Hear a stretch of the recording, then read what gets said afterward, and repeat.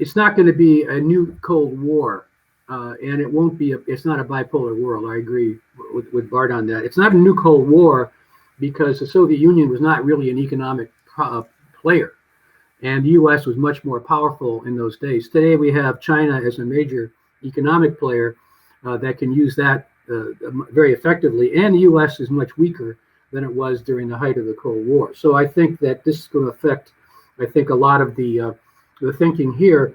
I would say it's either a multipolar world or it's an apolar world we're going into at this point. And I think it's in the U.S. interest to try, because it has to compensate now for its less leverage and less power than it had in the past. It really has to ally with as close as it can with its closest partners, that is the Europeans, to come up with a common approach to China. I just don't see the U.S. On its own really being able to cope with China. It reminds me a little bit of well, yeah, I'll leave it at that. I think and I agree, I think that the EU, we'll see. It could be actually more powerful and more cohesive with the Brits leaving with Brexit. We'll have to see, but there could be now more cohesion coming from there. And the Franco-German relationship seems to be reviving a little bit now as Europe has gone into crisis. So so I could see Europe. I think Europeans are underrated in the U.S.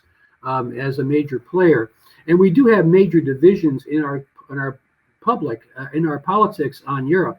The Republicans tend to be more along the unilateralist lines and tend to denigrate Europe, where I think the Democrats very much think like many Europeans. If you look at public opinion polls, they tend to be very close on climate change, on the Iran deal, on the whole issue of multilateralism. They're much more pro-European. So I think there's a real, as everything else in this crazy country right now, everything is polarized. And so I do think that this is going to be a problem for the Europeans, is trying to ask themselves, what kind of America are they dealing with? How can you deal with a country that's so unpredictable at this point and so polarized? So I do think that, just to conclude, I think even Pompeo, Secretary Pompeo, a couple of weeks ago came to Europe and said that the U.S. and Europe ought to work on China.